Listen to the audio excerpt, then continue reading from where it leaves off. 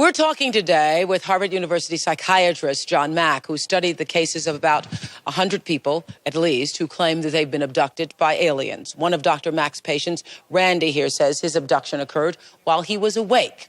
He is here with his sister, Glinda, who says she, too, has been abducted since childhood. Since what age? Do you remember? 5. 5 years old. And at 5 years old, what happened? So, some of what Dr. Mack described earlier here? Right. I had I consciously remembered my experience when I was 5, but I had bits of it that were missing. And what I remember is that through my wall came some beings around my bed, and I ran between them and ran out of the room into my mother's room to hide from them. And what happened is they followed me in there, and that's the last I remember of it. However, it's interesting because after that, I never told anybody about that, and I just buried it in the back of my mind. And me and my brother, we never even spoke about it until the last few years. Why, Randy? I first told my mom and dad when I was 10 years old, something happened, and I told my mom and dad. Do you remember when he told you? You're Randy's mom. Yeah. What did he tell you? Stand up, please.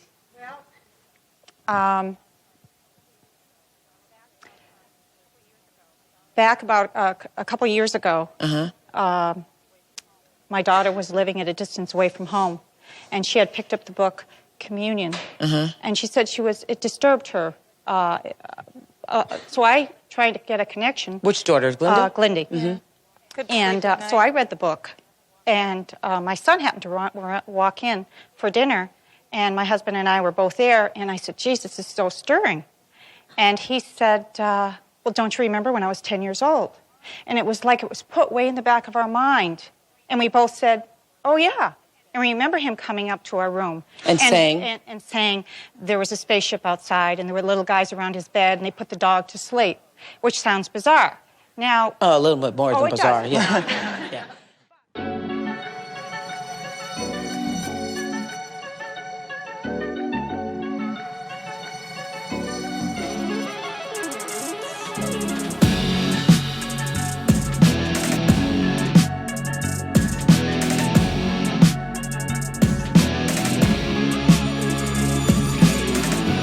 It's one small step for man. Welcome to Earth. One giant leap for mankind. What's up, man? It's Rick. UFOs are What's real. up, everybody? Greetings, Earthlings. We got Justin, going, Dustin, Vince? and Tomas. What's back up? in your earlobes for your Back. pleasure. What's up, fellas? How we doing? Doing good, doing good. Great. I'm in the sound booth today. Tomas is I know. 5 feet away from me still. He's leaving in a couple Tomas days. is getting so abducted. This Tomas is is getting the, abducted himself. The home Look at stretch that. Watch here. out. Ah! And then Take me away. Dustin looking extra purpley. You're already on the craft. It looks like, Dustin. You're on the you're in the observation room or something right now. You're in the We're alien Earth waiting orbit room right now, so we're just hanging out. There you go. Grab me a some souvenir friends on up your here. way back. They have great space.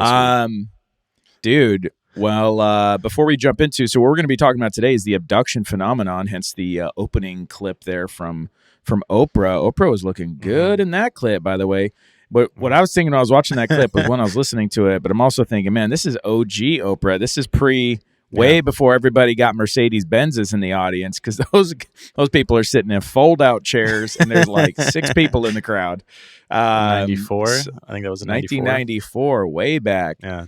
But they're mentioning the book Communion, which was big, like in the mid to late 80s, right? So, good find, Dustin, for digging that clip out of the internet sphere. So, but before we get too far into that, guys, we also had some kind of cool news like this week of just sort of some updated space news.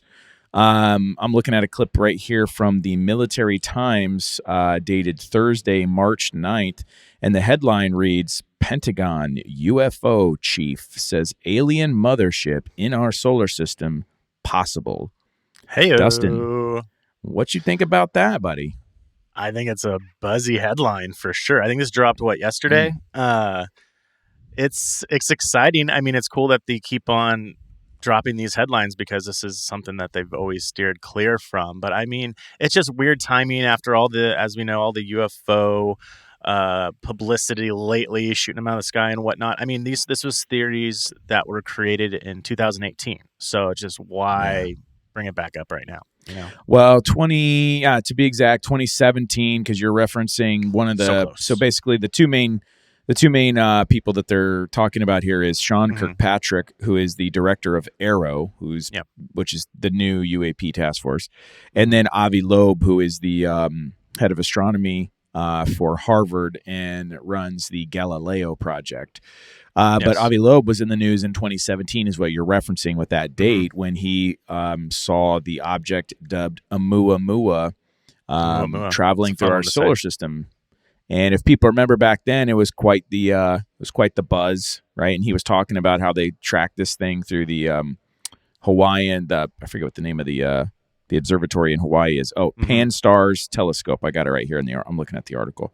October 2017, the Pan-STARRS telescope in Hawaii detected it.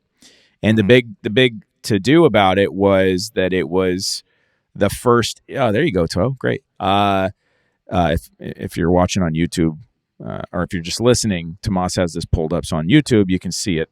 But it was interesting because it was the first known sort of interstellar object that passed through our solar system, right, Dustin? Yeah, the first one to enter and leave. And what was different and interesting about it is that most asteroids or comets, they have that trail that they leave off. It's I believe it's in the article. It's not hydrogen, like or something particles that's and like stuff. Evaporating. And this one didn't have any trail. And when it orbited our sun, it sped up and slingshot right back out of our galaxy. But I mean, It actually changed speeds.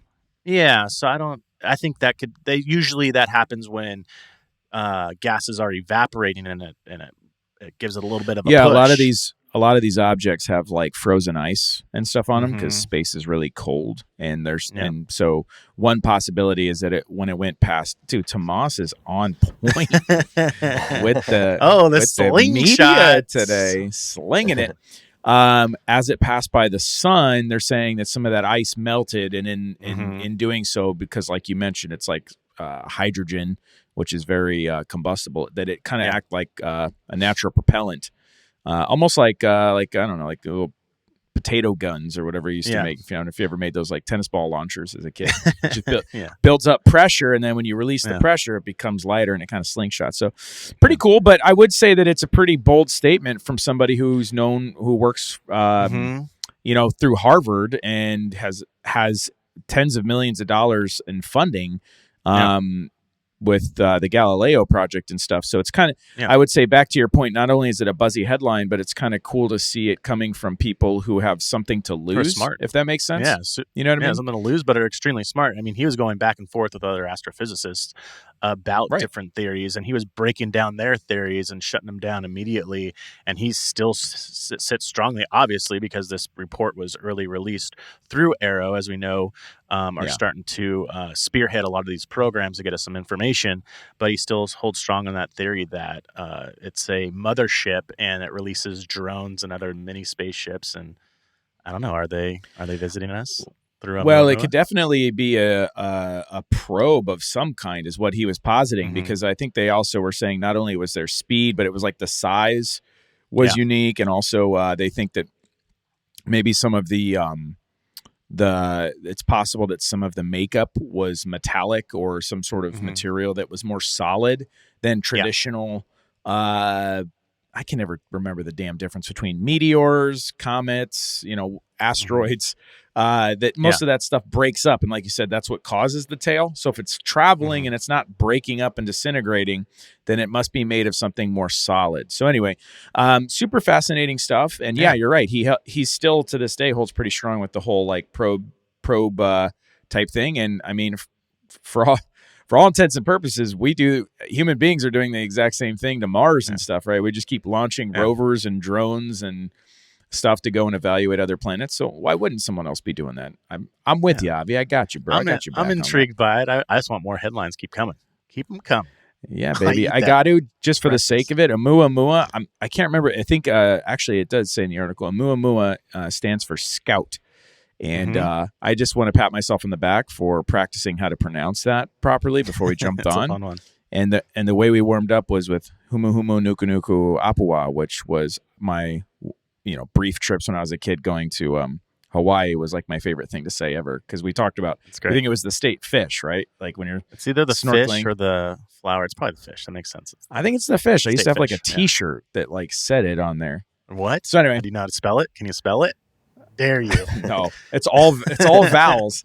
That's for sure. Because I know the Hawaiian alphabet, it's mostly vowels. They have less letters. They don't have 26 letters or something. Anyway, I'm digging deep. I've been to Hawaii a few times, but I do not want to risk disrespecting any native Hawaiian or Pacific Islander people with my limited knowledge of your history and culture. So we're gonna end it there with me pronouncing some of these things correctly. But so yeah, man. So Dustin, I know this topic today is near and dear to your heart. You've been pushing the idea of wanting to do an episode about the abduction phenomenon for quite some time. I think it's very controversial because there's a lot of different theories. It's more of people tend to snicker at it. People tend to. It really gets into the conspiratorial part, as if UFOs weren't conspiratorial enough. It's like abduction phenomena. It's like some people will go and be like, okay, I'll give you UFOs, but even if you keep going deeper into abduction and stuff, that's where people tend to draw the line.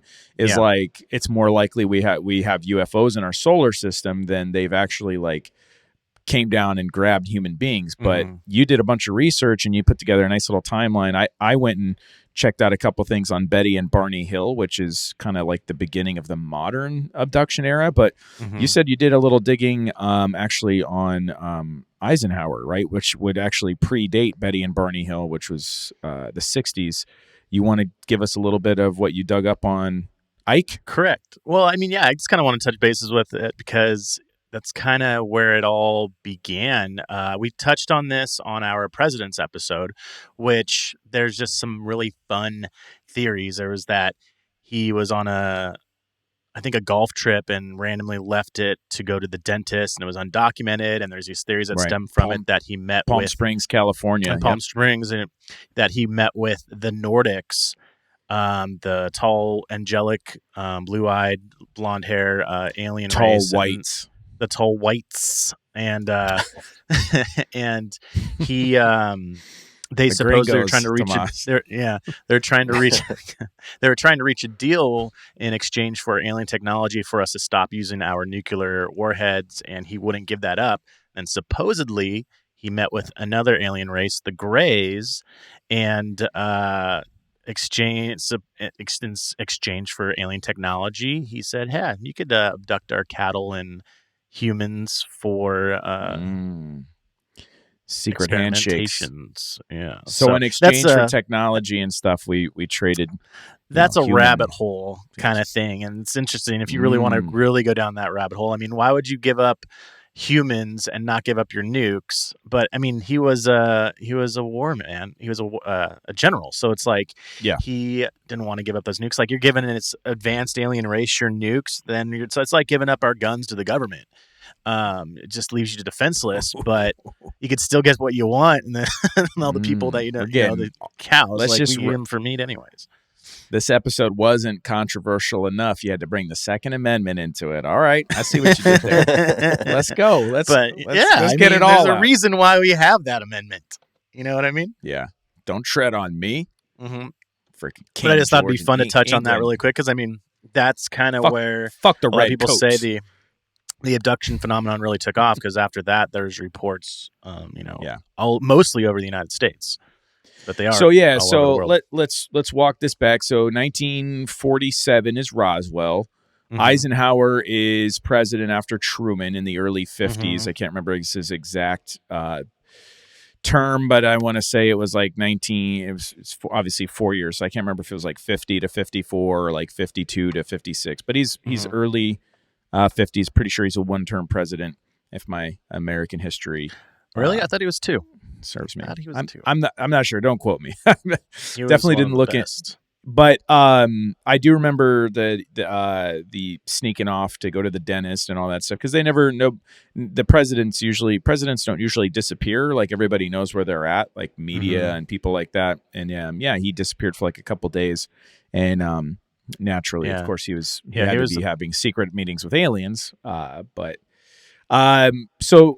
down a rabbit hole. But it's worth to mention that. In the sake of just timeline, because I think the number one thing that I noticed when I was digging into the abduction phenomenon a little bit, and especially with Betty and Barney Hill, is some of the debunkers and skeptics will really point out, they'll really zero in on people's mental health, and they'll really zero in on this idea of like collective consciousness and the ability to like be impressionable, and then you exaggerate a story or you create a hoax in a story, and then you can actually, like, I was actually listening to a skeptic that was reviewing Betty and Barney Hill, and that you can somehow transfer like Betty Hill was the more strong-minded one, and her husband was a little more impressionable. So the guy was reaching to be, in my opinion, he was reaching to say like she made this up, and then kind of impressed the idea that this happened to them on her husband, and so anyway, the reason why I'm bringing that up is just because you got to wonder when these stories come out, and so this segues me into Betty and Barney Hill. So their story took place in 1961 is when they claimed they were abducted. However, it was not publicly put out there until 1963. A few people had known about the story. They had told a few family and friends, and they had spent 2 years trying to like kind of jog their memories of whatever happened to them. But it wasn't until they stood up in front of a church group in 1963 that it went public, and a journalist for the Boston Globe, or out of Boston at least, picked it up and ran it, and then it became national news. So the reason why I wanted you to sort of bring up the Eisenhower stuff is when I look at these stories, I think, well, what was already in the public? Like if someone was to lie or create this, what was already out there for them to use and to kind of twist. It's kind of like why the Trinity crash is so captivating, is because it's 2 years, it predates Roswell. So that's half the argument of why that is considered a legit experience, is because Roswell hadn't happened in the modern UFO. It wasn't in our vernacular. So how could these two little boys on a ranch they didn't even have access to the information to make that up, versus Betty Barney Hill, Communion, Whitley Strieber, who I know you're going to get into. There's already a lot of information out in the public regarding some of this stuff, and that's what makes it a little more skeptical. That's what makes me a little more skeptical about some of them. So anyway, let me get into Betty and Barney Hill, and then let me see what you think about this, right? So it starts in 1961, or excuse me, the story takes place in 1961. I'll give you the Cliff Note version real quick so we can keep rolling. Betty and Barney Hill are an interracial couple. That doesn't bother me, but for some reason it gets brought up every time you look into the story, as if that created some sort of undue stress or burden. Maybe it did. At the time, early 60s, it was still kind of taboo. But I'm just saying that because I've watched people try to attribute that to their mental health, but I personally don't think that there's a whole lot there. Anyway, Mr. Hill was a 3-year military veteran. Basically, he and Betty got married earlier, and because of finances or whatever, they never took a honeymoon. So I think they got some time off of work or whatever. They drive out. They live in Lancaster, New Hampshire. They drive out to Niagara Falls, which is pretty far. It's about 4 or 5 hours. And then they decide on the way back home, I guess some nasty weather was due to kind of hit the coast. This takes place in October, so it is kind of towards the end of hurricane season. I think there was like a bad storm off the coast. So they decide to cut their trip short in Niagara Falls. They only stay like a day, and then they drive home. But on the way home, they stop in Toronto. They kind of come through Canada. So they're driving down from Montreal, Canada, down to New Hampshire, and I actually live not too far from where the White Mountains is where this encounter happened. So it's fascinating. Yeah, it's not too far. So I'm very familiar with what the terrain is and stuff. It's pretty mountainous and rugged. Yeah, there's a lot of so activity out there. There's a bunch of stories out in that area. So there's a ton. Yeah, it's a cool area to be in. absolutely. So anyway, they're driving home. They notice a light in the sky.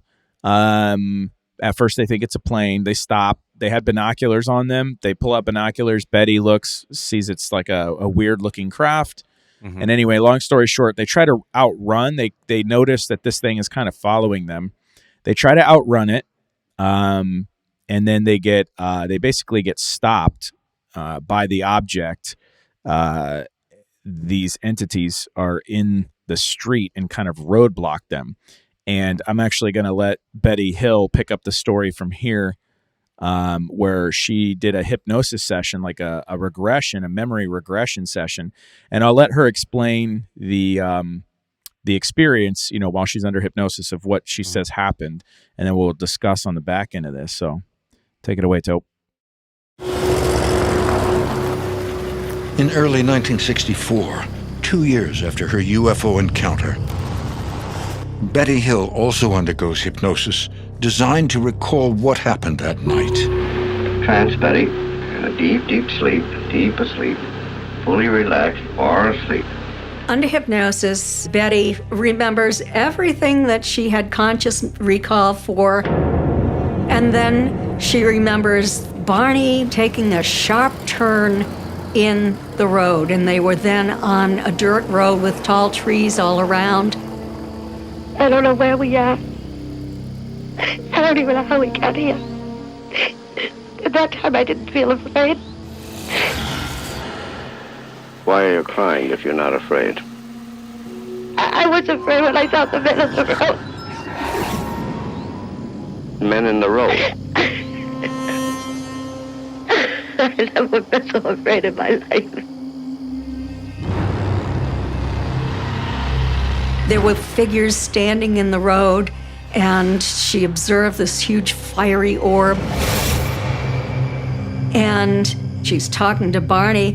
What is this? Are we being robbed? Is there an accident ahead? Barney says to Betty, it's them. So far pretty trippy, right? Yeah, and she goes on. She goes on. Scared.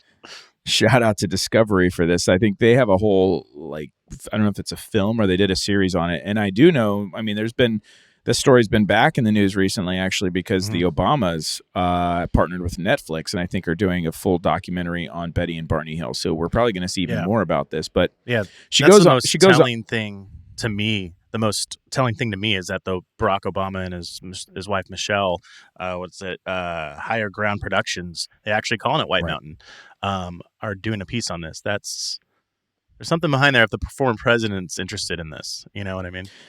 Yeah. Well, and I'll get to I get to kind of I have a reason. There's another alternative thing. So it's one of those theories of whether they were faking it or not, right? But long story short, she goes on in that clip, and again, we're not going to play the entire thing. I mean, I guess we can, but we'll just link it in YouTube comments section. But she describes about them. She describes multiple figures. She gives them names like there's one she calls the leader. There's one she calls like the doctor or the lead person. But they're jamming a large needle into her navel. She says she's like talking to them, and she's like, "What are you doing? This is hurting." And they're like trying to tell her there's no reason to be scared, but they told her they're performing like a pregnancy or like a pregnancy test on her, essentially, right? So anyway, I wanted to bring up because again, this is the information that's coming out in the early '60s, so Betty, forever still like never really recanted any of this stuff, and in fact she kept doubling and tripling down on it. One of the things I did hear your time, just to touch base on your higher ground thing, was one of the things is I did read somewhere that Barney Hill he was an African American gentleman. He had brief military service. I heard that he was actually getting involved in like some of the civil rights movement, and some people believe that this was the government messing with him, that they staged some of this. This is why I was kind of like in the 60s? Reading into some of these. Yeah, so you're right around the civil rights movement, right? I mean, you're talking about some really, you're talking about Vietnam. You're talking about very, these stories tend to pop up at very like sensitive times in our country's history. You know, like the country's on fire around the civil rights movement, right? You've got Selma happening.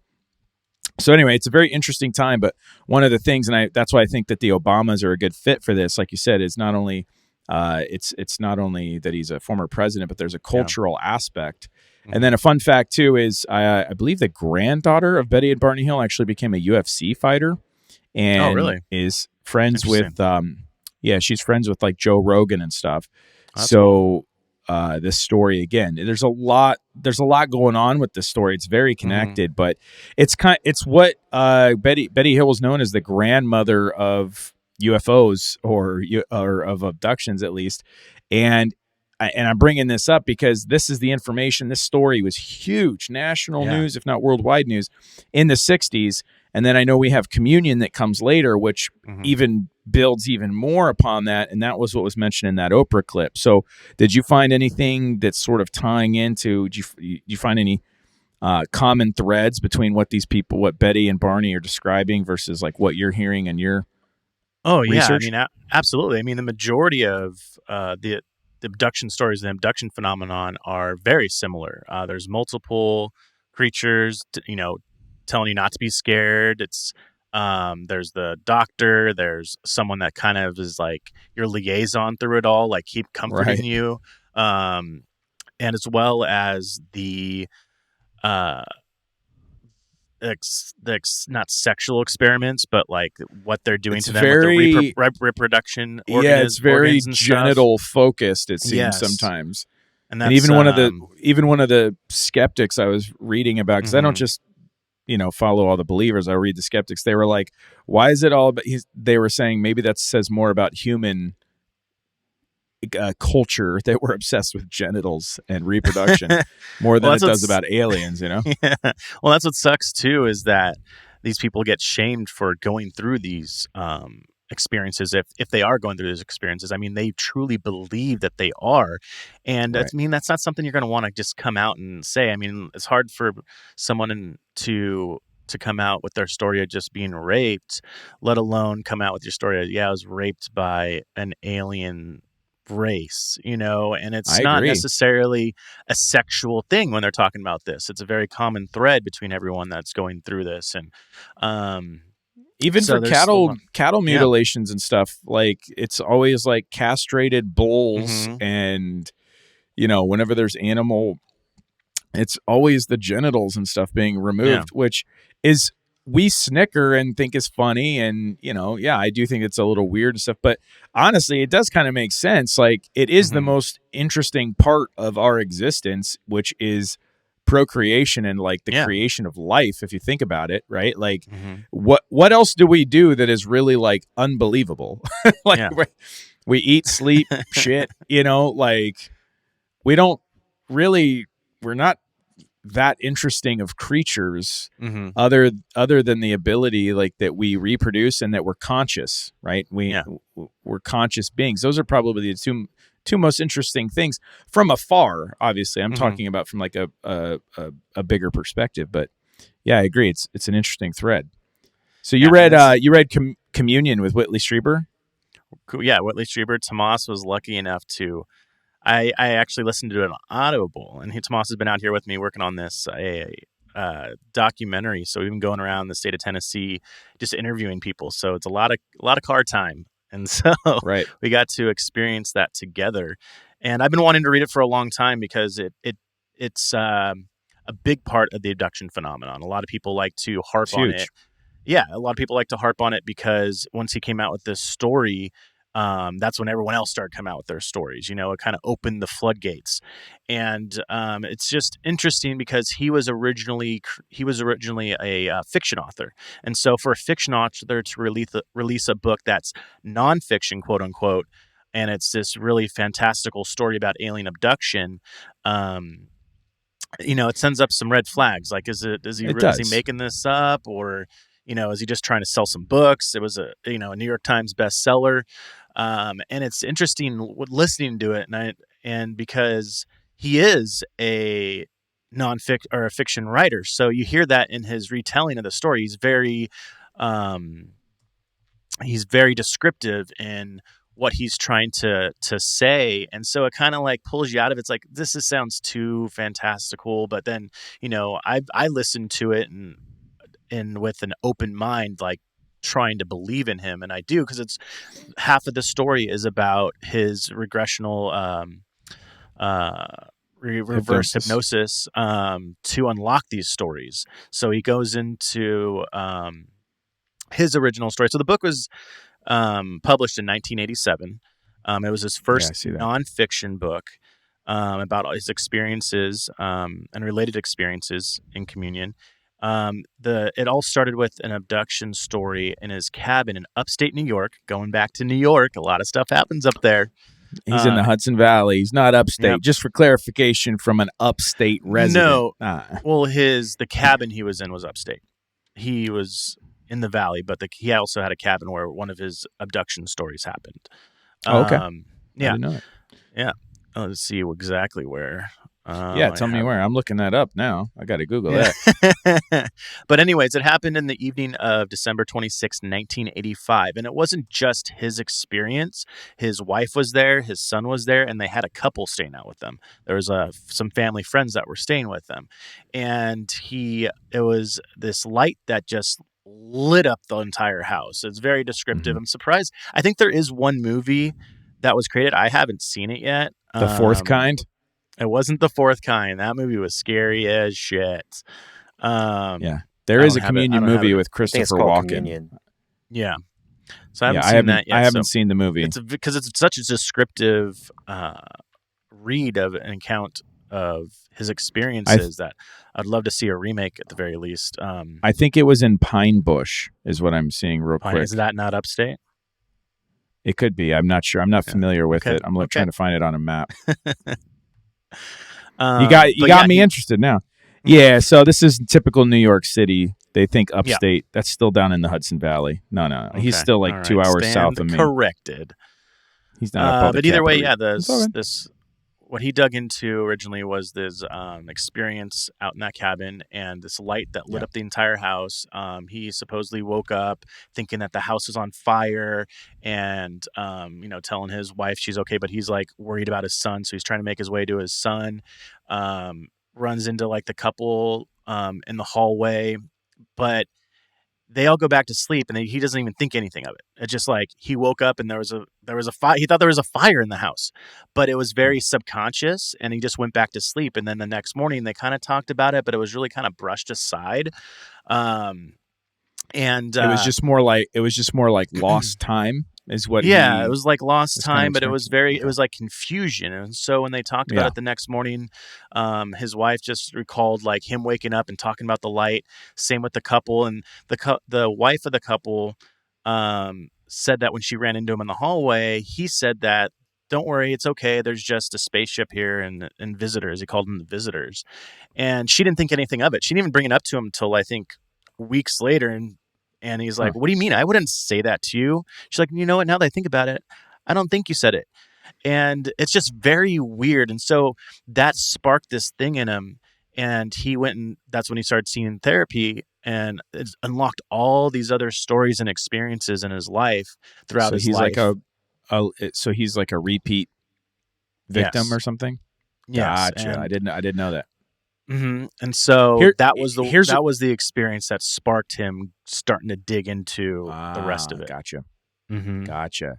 Interesting because the people in the beginning clip that mentioned communion, they were clearly talking about repeat. Mm-hmm. That's a common thread, and then obviously lost time is like the number one common thread between all of these stories, right? Dang. But he also, he talks about them. There was a lot of them that would come and visit him. And there was like, they're of different looks and different sizes. There's like, they're all small. They have like the face that we all know. It's on the cover of his book that we associate with the Greys. And then he had this one that he felt was like a friend of his. He felt like it was someone he's known for a long time. It was just this presence. Yeah. And that was the one that was always comforting to him. He referred to her as a she. And so he just even aliens have pronoun and gender. I think it's just politics. how you kind of interpret it too. What makes you feel comfortable? Because that's a very common thing with abductees, is that there's like the one that's comforting them is usually of opposite sex for whatever reason. But it was a very interesting. It's like a maternal thing there. Yeah, it's a maternal thing, but they did the same thing. It was kind of comforting them through these experiences of them doing experimentation on him, and he unlocks all that through his hypnosis, where it's opposite of a female sticking something in. They're trying to pull something out, if you know what I mean. I was gonna say, yeah, were they messing with his genitals? Are we talking genital stuff here? Yeah. Tomas is shaking his head. Poor Tomas. He had to ride along. He was. I mean, I was into it. I was into it at first. I by the end of the book, I was a little like his voice. We were listening to it, so his voice gets a little a little drony, monotonous. There. Yeah, but it was cool because I mean, it's him. Well, it's him transcribing his hypnosis, which he tries, and then he also it's the back and forth between his wife and then the couple to just kind of just explain what happened. And so he tries to change his voice, like when he's under hypnosis, he tries to talk like this, and then brings it back when he's like asking questions as like the psychologist and stuff. So that kind of brings you out of it. And then when he gets very descriptive, and then towards the end he doesn't really come to any conclusions of what it is. He's reached peace with it, but he tries to get a little bit poetic in a way, and he's a writer, and he's a writer, exactly. So it's, if this happened to you, how would you deal with it? How would you experience it? It just so happened that it happened to a fictional writer. How are you going to try to work through your experiences? You got obsessed with it, and it wasn't just putting pen to paper. It was seeing psychologists, seeing doctors, breaking down brainwaves. Like, he really dug into the scientific aspect of it, and then shared that through his book. Yeah. It made me a little skeptical. Oh, sorry. Go ahead. I was gonna say I'm jumping on the skeptic. You're going probably where I'm going to anyway. So I'm skeptical. Go ahead, Tomas. What do you think? Yeah. Well, I didn't realize till like halfway through the book that he was a science fiction writer. Yeah. And so once I understood that, I was like, okay, it made me a little skeptical about it. But then Dustin mentioned that the point he just made, and it's like, okay, well, and that makes sense too. I'm also skeptical. The science fiction writer thing doesn't. I mean, it's definitely a red flag. But I think here's my two main points that differentiate his experience from like Betty and Barney Hill or someone else, right? So, one is 1987. You got to understand context.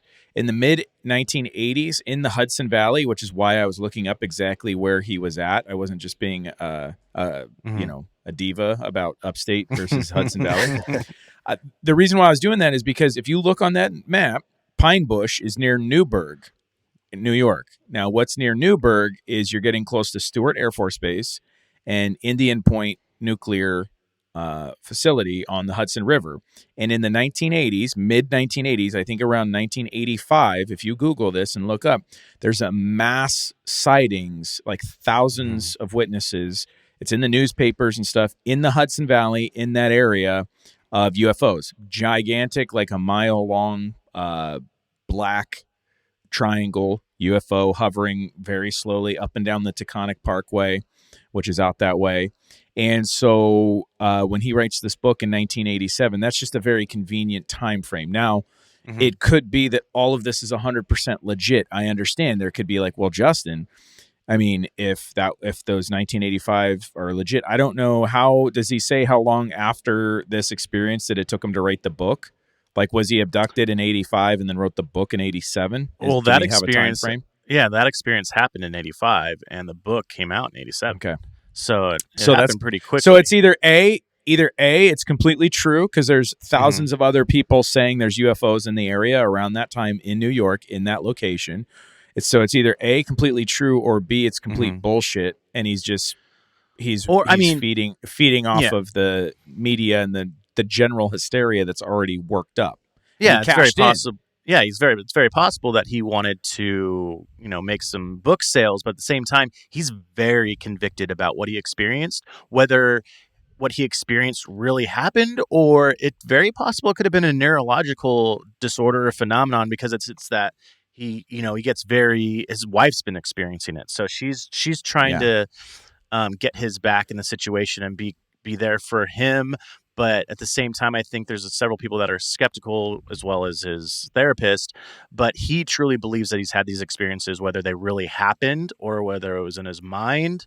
That's possible. Here's the difference, though. Here's the difference. Here's where I'm skeptical, and I'm always cautiously skeptical with this stuff, is whenever money is involved and someone has something to gain, I'm going to look extra hard. Okay. Mm-hmm. So the difference between is Betty and Barney Hill made no money, never even really attempted to. If anything, they were ridiculed. It's mostly like, why did you come out? Right. Because they never sold. If they made any money, it was very small. Like, they're not getting paid off of the Obamas doing Netflix. They've done past. Maybe their granddaughter will get something later. But my point is, they did not receive anything but trouble for their story. Whitley Strieber sold a ton of books in probably 1987, became a well-known author, had some movies done, and still to this day tours with like Alien Con and George Tsoukalos and is like the number one guest at these like conferences. He's still getting paid off of this stuff. So you'd be freaking convicted too if your story was paying your mortgage. And you were like, it's not cheap to live down where he's living, and I'm assuming he still lives in the New York area. So anyway, that's where my skepticism comes from. I could be completely wrong, but I think that there's a lot more. There's a lot of other stories, and that's something that I pulled away from Betty and Barney Hill's story. In contrast to Whitley Strieber, because I've not read his book, but I'm very aware of who he is and what he means in the UFO community and circuit. You know what I mean? So anyway. That's just my 2 cents. Take it or leave it. I'm not saying he's completely lying, but I just think that it's just very convenient that he continues to profit off his story when other people don't. Well, he has a podcast. So, I mean, it's once that happens, you become obsessed with it. As we know, with a lot of people in this topic, like similar to Jeremy McGowan, as we know, he had his experience and he became obsessed with it. And he's like, I'm going to research this stuff. I'm going to trick out my truck. I'm going to go find more evidence. Like, it happens. Like, if I had experiences like that, I'm a filmmaker. That's my medium. I'm probably going to write a movie about it. You know what I mean? Or I'm going to continue to. That's the niche I want to live in, which it kind of is as we're doing this podcast. But I've never been convicted enough because I haven't had that experience. Right. Well, I agree. Trying to get my boys back. Trying to get Strieber's back. I know. You get his back. You get that back. Tomas, what do you think? You're the one that listened to the book. You're somewhere in between Dustin and I. And he's not in between. He's No, I mean, I'm in between. I'm open to it. Okay. I just I have my doubts about his story. But I think it's possible. It's just for me. It's hard to say. So yeah, I'm somewhere in between. Yeah. Well, let's start it. So that's not his only book that he's published. He's published several since, and I know there is some controversy. There was another book he published that was originally in the nonfiction category, and then they moved it to the fiction category. Let me just try and find that information here. And he got very pissed off about it. It was his follow-up titled Transformation in 1988. It was to be fiction, and then they removed it from the nonfiction bestseller list. Either way, it stayed on top of the charts, but he's quoted as saying it's a reprehensible thing. My book is a true story. Placing this book on the fiction list is an ugly example of exactly the kind of blind prejudice that hurts the human progress for many generations. So, I mean, that could be his publicist making him say that, but he also has a book. I could agree with him. I mean, if you're gonna do what he's doing, you sort of become, in a way, you almost become like an activist. Like, you have to kind of become a we've talked many times about how much stigma is around this. So if you're gonna go out there and be public, especially about this thing, you're gonna have to not only be like adamant about your story, but you're gonna have to become an activist for like your content being taken seriously. That just comes with the territory, unfortunately. What's interesting about his story, it's not just his story. Like I said, off the event that ignited it all, there was other witnesses. His wife. Right. I didn't realize there was a couple in the house. There was a second couple. There's a couple in the house.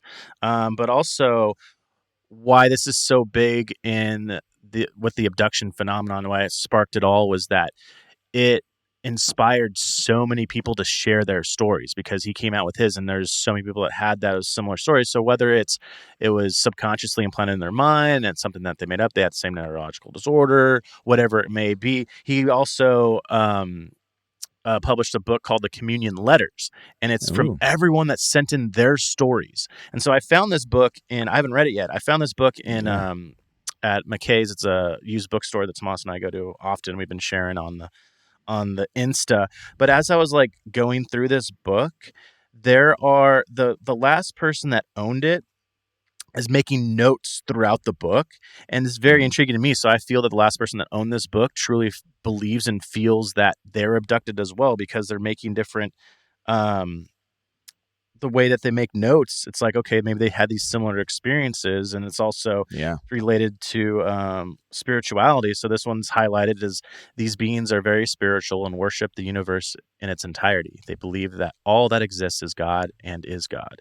They don't look to death as we do. They say nothing dies. It simply becomes something else. And they believe that even the universe is a constant state of becoming.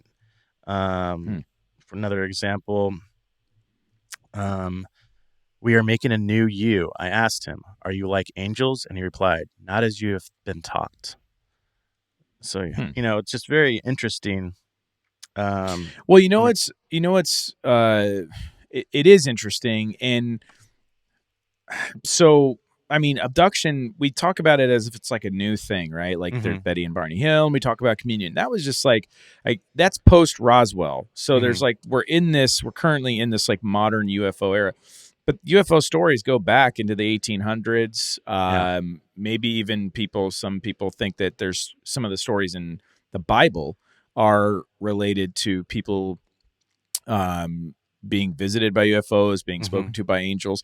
There's literally books that are omitted from the King James version, right? The Wheel of Ezekiel, like Congressman Tim Burchett is always out there believing that the description in the Bible of the Wheel of Ezekiel is literally a flaming wheel that descends from the sky. He's like, that's a UFO. And there's people that talk about being heralded by God, and the angels came down, took me up to their heavenly ship. I could see the earth, and they had a great different perspective on the earth, looking back on this pale blue dot. And then they were taught advanced mathematics and then sent back to earth with the idea of like advancing civilization. And it's kind of crazy. And at first you're like, okay, this is like a great episode of Ancient Aliens with Giorgio and stuff.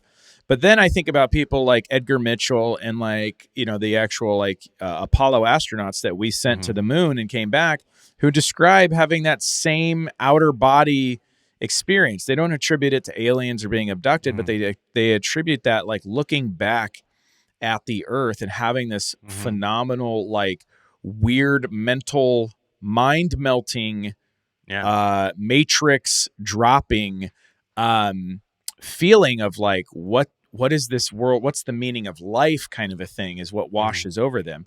And so I find this interesting that, cause one of the theories around abduction phenomenon is this idea of collective consciousness and how stories are transferable. Like if I experience something, or at least I feel that I've experienced something strongly enough, I could actually project my thoughts and feelings onto you if you're open to that, if you're impressionable, right? And then you and I can start believing in ghosts and aliens. We can both start being like, you know what, that happened to me and stuff.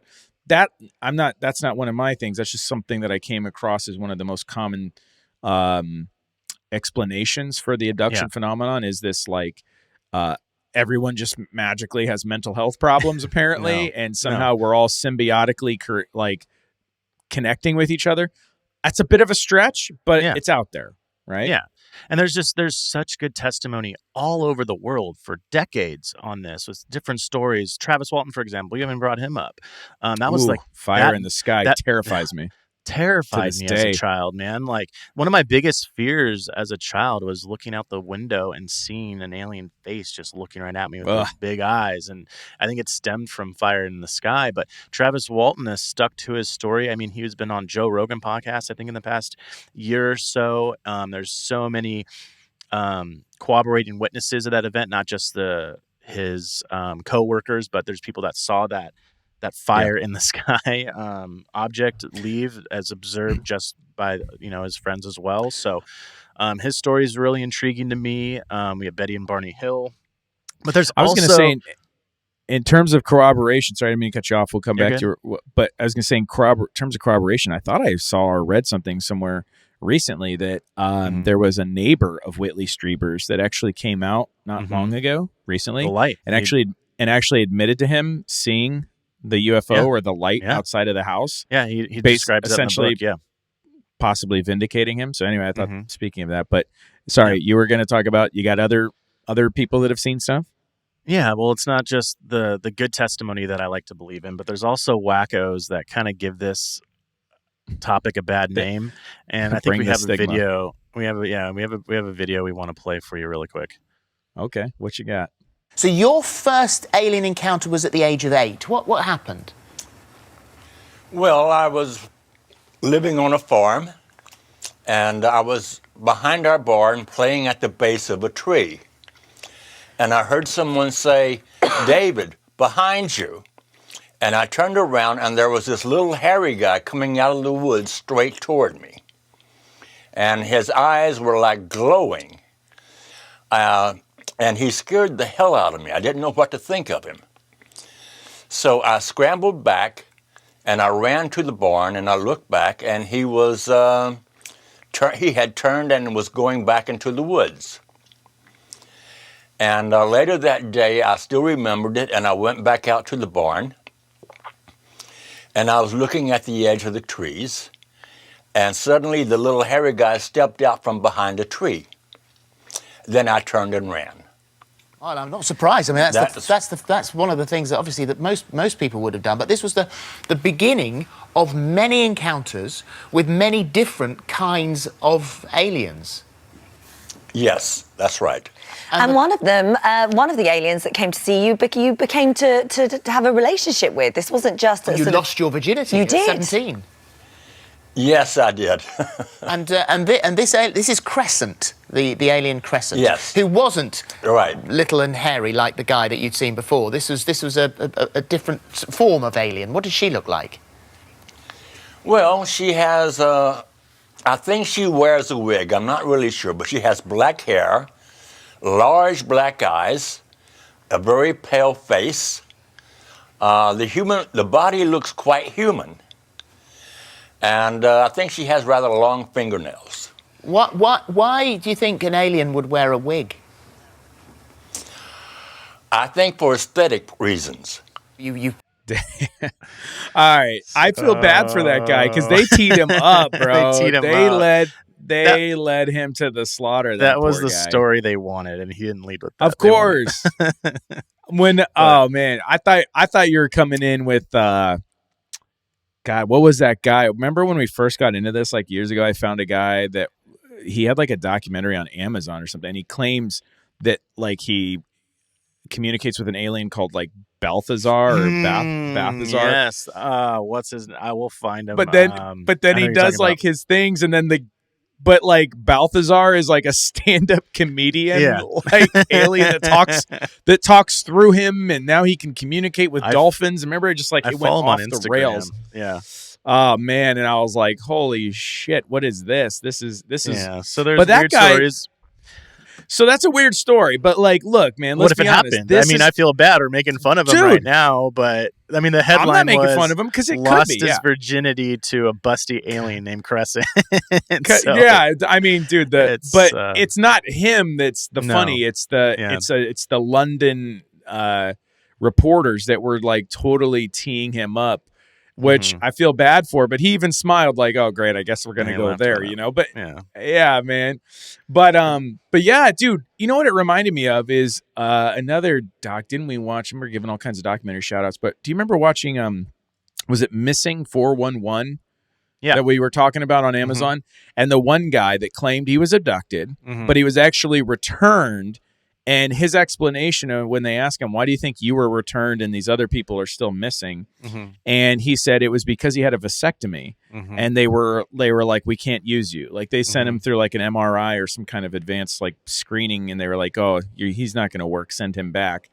And he claimed it was a vasectomy. And I joked that if we're going to go out and hunt UFOs and aliens, we should all get vasectomies to make sure that we are brought back. Apparently, if that's the kryptonite that keeps us from being whisked away to Sirius B or the Pleiades or wherever these things are coming from, which I'm down for. I already got 3 kids. I don't need any more, and I definitely don't need any more off-planet child support. Yeah, I don't know if your Faraday aliens hat, your tinfoil hat, and a vasectomy is going to save you, but we could try. Right, man. Well, but you're right, though. The problem with it is that it's easy to laugh. It's easy to snicker about. And clearly the media definitely goes to those more buzzy, like once we all start laughing at it, the media is going to play into it because the media is going to want to go with what gets the most clicks. People forget that the media is not an independent, objective source. It's completely subjective. And if it knows that, hey, if we talk about, just like you guys mentioned when we were talking about the recent UFO shoot downs and stuff being a cover for the East Palestine train crash, which has turned into like the worst environmental disaster in American history. Yeah, that's an easy ploy, right? Like you slip the media $1 million if you're at the White House. You're like, just start saying UFOs a bunch. People will pay attention, right? It's the same thing as when you talk about alien abductions. Like our minds immediately go to like, isn't there a funny T-shirt out there or whatever that says like, "Get in, loser, we're doing butt stuff," and we all laugh. We all laugh because it is funny, but that's it's sad that is like the standard go-to. That's the narrative around alien abduction is, oh man, that's all these people talk about is probing and genitals, and it just gets weird. And unfortunately, like you said, if this stuff is true, like you said earlier, Dustin, these people are essentially being raped and molested, and we wouldn't be laughing about that if it was a human being doing it to another person. So why are we so dismissive of this? Well, as we know, ridicule is like the number one way to suppress this. That's what our government uses to keep people from talking about it. So as the stigma is being erased, I think more and more of these stories are going to start coming out. That's why I try to believe in guys like Whitley Strieber. I know he's making money off his books, but it's to be that convicted to come out with that story, because it is a shameful story. It's not something that you want to really put out there. And same with Travis Walton, same with, Betty and Barney Hill. It's not easy to do, especially with Betty and Barney Hill, like being in the 60s, an interracial married couple, like that was very uncommon then. Yeah, it's taboo. Yeah. So to come out and go into the spotlight and talk about a story that's even more taboo than, what they're dealing with, it takes a lot. And so, these things are happening. We're monitoring these UFOs entering our atmosphere, whether they're of human origin or not. We don't really know, but our government's starting to say, hey, these things are real. We don't know what it is. They've come on record saying that. So if that technology is real and we're starting to believe that it is extraterrestrial, I think we got to start looking at these other stories and be like, you know what, these could hold some water. These could be true. Right. The question is, why exactly are they here? Why are they performing these experiments? There's so many fun theories to kind of dive into. They're all kind of like they all have that through line of, human alien hybrids, planet seeding. That's one way people talk about spreading your civilization and stuff. Is if you can sequence DNA, like you're talking about a Muamua. If you think about it, if you could pack a bunch of DNA and single cell organisms and stuff, pack it onto an Oumuamua comet, whatever you want to call it, launch it into space at what the James Webb Telescope says, hey, that planet over there is across the galaxy or whatever, is in the Goldilocks zone around a star and could quite possibly have water. It has the right makings of an Earth-like planet. Put some DNA into an Oumuamua-like object, slingshot, send that bad boy right at that for a collision course. And when that thing crashes in the ocean and wipes out that planet's dinosaurs or whatever, you're going to start to get humans, right? That's what some people think that is going on with this stuff. And and that's why I mentioned earlier that it's funny that everything centers around genitals and procreation, but I'm dead serious that in all honesty, like that's the fundamental essence of being here and being alive. And then we had an episode about consciousness and how important that is. Those are really the two unique key features of human beings, is that we can procreate and that we're conscious of our surroundings beyond just primal instincts, right? There's no other plant, there is no other animal on Earth that has our type of intelligence in terms of being self-aware and he's self-evolving and creating technology and tools to essentially leave the planet. That's quite unique, It is. And there's another common thread with this abduction phenomenon is that it's almost hereditary. So it's not only is this person coming out with this story, but it's their children, it's their grandparents, it's their parents that have this reoccurring dream or experience or an event. So is it an alien race that is just like following a bloodline that whether they started or something that they're manipulating or whatever it may be? It's just really intriguing and it's scary, man. Could be. I couldn't even imagine. Like I said, it's one of my biggest fears. Like that you're against your will, looking into the face most people, of another species, seeing a creature, but most people, when they have these experiences, they describe being paralyzed. They describe the missing time, not being able to remember things. People have reported implants, right? Like, didn't you have a doctor that you researched that has moved thousands of implants from people? Yeah, so that's more evidence, man. It's not just the testimony, but there's physiological effects, such as, as we know, radiation burns coming close to these things. But it's also Dr.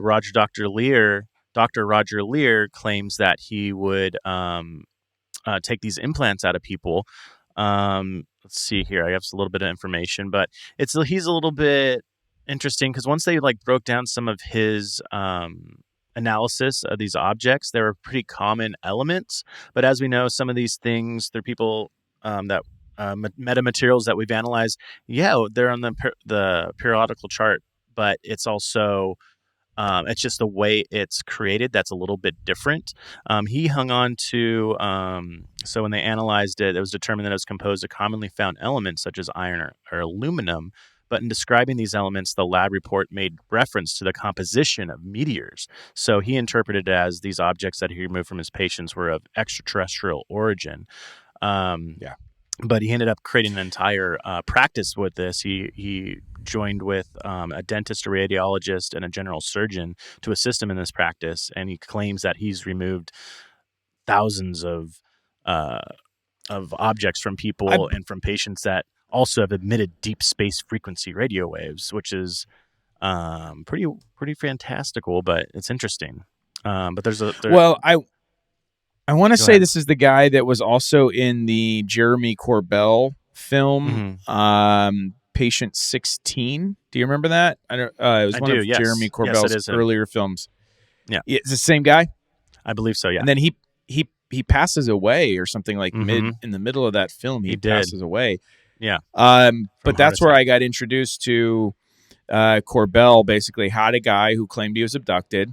They took an implant out of this guy's leg and then they had it measured. And that's where I first started hearing the terms about isotopic ratios and nothing was completely exotic. We had this talk around when I read Trinity about Jacques Vallée. He's got similar musings where he's like, every time we find metamaterial or something, everybody expects it to be exotic, out of this world components, but really it's more about how it's put together. It's more of these two atoms or whatever elements that we're aware of, I don't know, iron, magnesium, or whatever. It's just how it's fused together, and it's clearly been mechanically altered. That's what's really unique and interesting about it. It's not that it's crazy exotic. It's just that it's clearly been intelligently altered to suit some purpose. What it is, we don't know. Is it a tracking beacon or something? I don't know. Very, very interesting. But my biggest thing, Dustin, with all this stuff is that we as humans are also doing this. You talked about hereditary. Touche. If you go to a doctor's office, the first thing they ask you to do is fill out your parents' Like, did your parents did they have skin cancer? Do they have heart problems, right? Yeah. Like, they are always asking you if things are hereditary, and then they trace things because we know it's linear. So we're doing it in modern medicine. Why wouldn't more advanced people be doing it? Yeah. We also are developing nanobot technology that we are injecting into people to give us real-time feedback about people's cardiovascular health, blood platelet counts, all sorts of information where you can just like scan your arm and basically you have little nanobots in your bloodstream reading back data.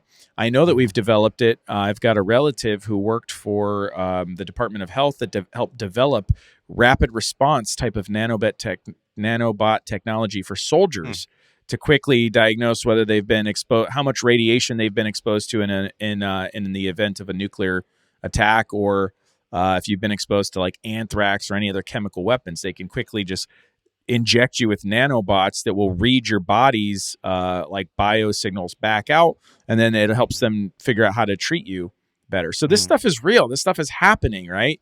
But we still think that aliens and we still think the stuff is crazy and it's far-fetched, but yet it's totally real and we're doing it. Like, we're doing it right now, So what's your guys' final thoughts? Do you believe in the abduction phenomenon? Do you believe in some of these stories like Travis Walton, Betty and Barney Hill?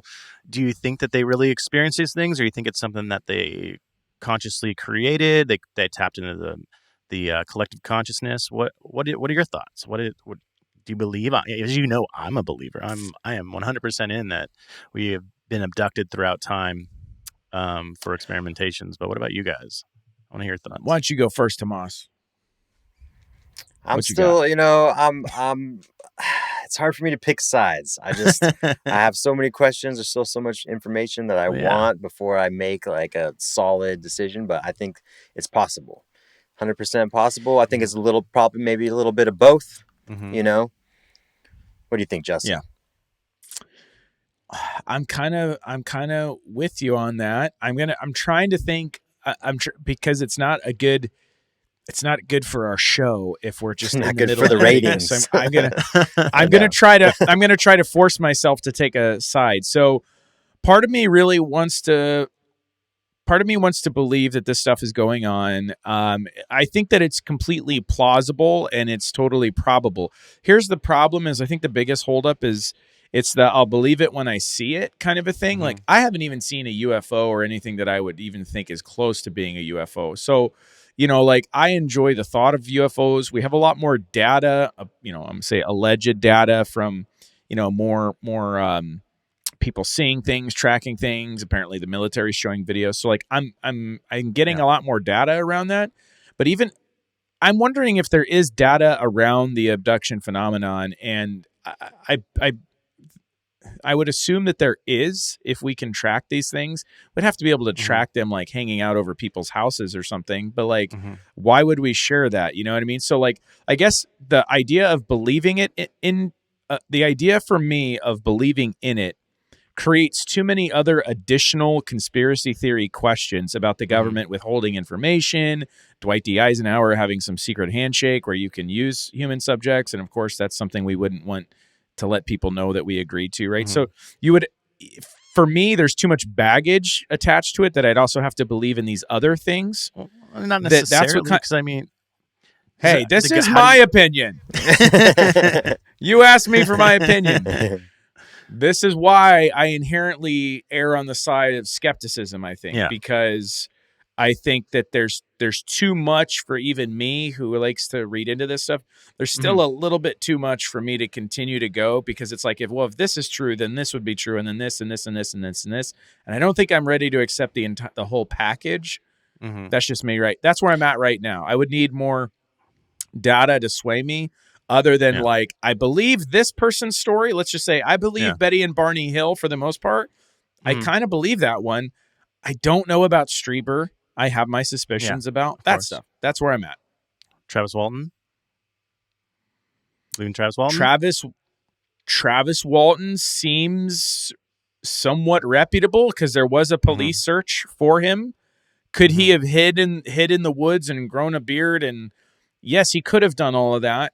The other part why I don't like to be skeptical is because I've listened to other skeptics try to reason and rationalize this. And the problem is, no, they sound like they're like the mental gymnastics they have to go through. Like what I just said about the mental gymnastics I'd have to clear in order to fully believe. That's what they're doing to try to disprove it. And I also, so I listen to the believers and I go, wow, that's a stretch, man. But then I also listen to the skeptics and I go, that's equally a stretch. Like, So I hate being in the middle, but I really am. You know what I mean? I want to believe. Yeah. So basically, I want to believe. Basically, you guys won't believe until you get a probe stuck up your ass by a little green man. Oh God, you're furthering the stigma. That would be a certain. That would definitely be a okay. 10 out of 10. I believe. Okay. But yeah, I'm jokingly. Here's the funny thing too. It's like the whole I'll believe it when I see it. I hope I never see it. Compared to these, reading these people's stories, I don't want to get abducted. I can't even watch the movie version. You know what I mean?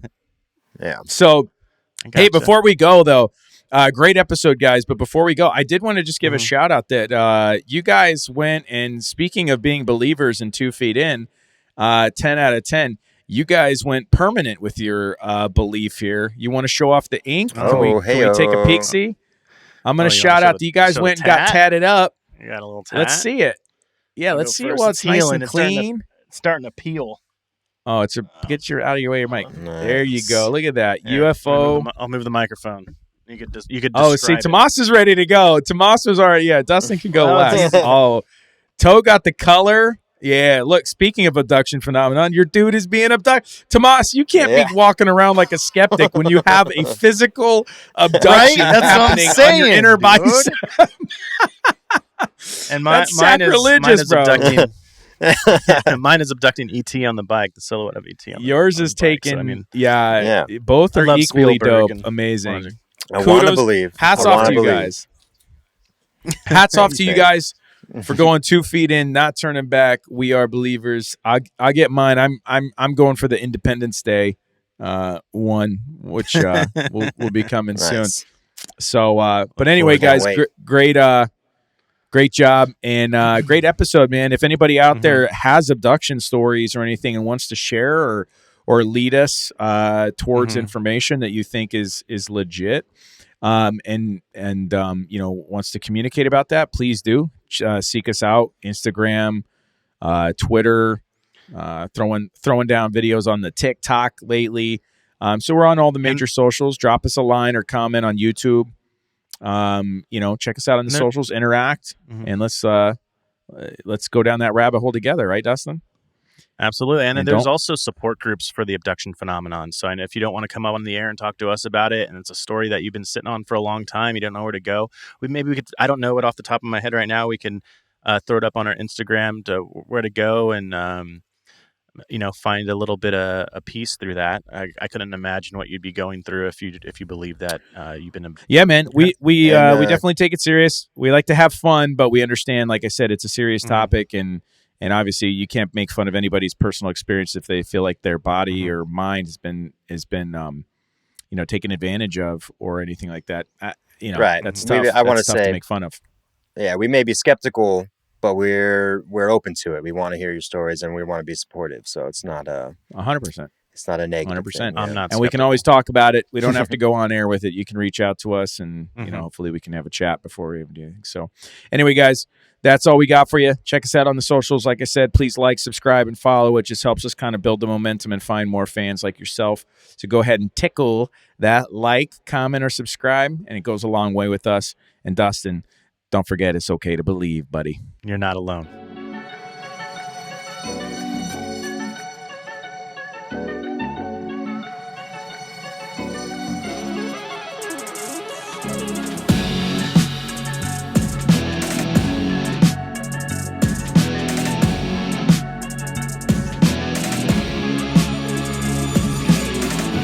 That's one small step for man.